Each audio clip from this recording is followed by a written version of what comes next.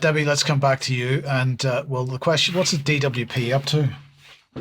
Well, yeah, this is the problem. See, there's so much news going on, and I just want everyone to know that I'm trying to cover as much as I can because the Climate and Nature Bill is in Parliament today as well. But let's look at DWP. So there's going to be big changes. Here we've got Big Brother Watch. We've stopped the government from spying on our bank accounts. Everything that you've been speaking about, Mike, a digital ID. And also notice this article in the Telegraph where anybody suspected of benefit cheating will have their driving license removed. But it doesn't stop there because DWP, of course, intrinsically linked to the Department of Health, and there's going to be big changes in February 2025. We're going to be looking at them in a lot more detail, but the changes in personal independence payment, which were a lifeline to the vaccine injured, could be about to go. And I have to ask, is this going to be, again, digital access only? Are you going to have to submit your biometric data, your one app to get your benefits? More to come, and I'm sure very soon.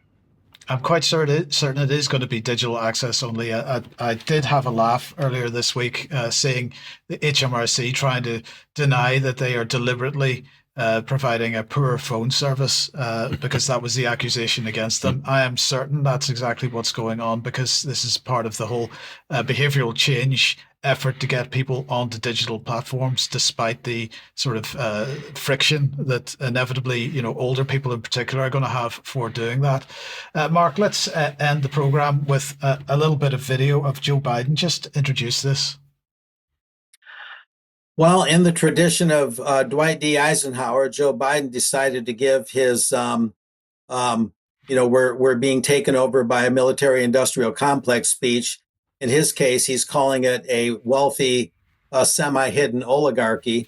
So after 50 years of misgovernance, you might say, by Joe Biden, including as vice president, not just in Congress, and now as recently as president, after all that time, he wanted to accent his legacy, put a cherry on top, I guess, with this warn us of the oligarchy speech. And in this particular segment that I chose, he makes a statement that really shows what a sham this is. Let's go ahead and listen. His farewell address, President Eisenhower spoke of the dangers of the military-industrial complex. He warned us then about, and I quote, the potential for the disastrous rise of misplaced power, end of quote. 6 decades later, I'm equally concerned about the potential rise of a tech industrial complex that could pose real dangers for our country as well. Americans are being buried under an avalanche of misinformation and disinformation, enabling the abuse of power. The free press is crumbling. Editors are disappearing. Social media is giving up on fact-checking. The truth is smothered by lies told for power and for profit. We must hold the social platforms accountable to protect our children, our families, and our very democracy from the abuse of power.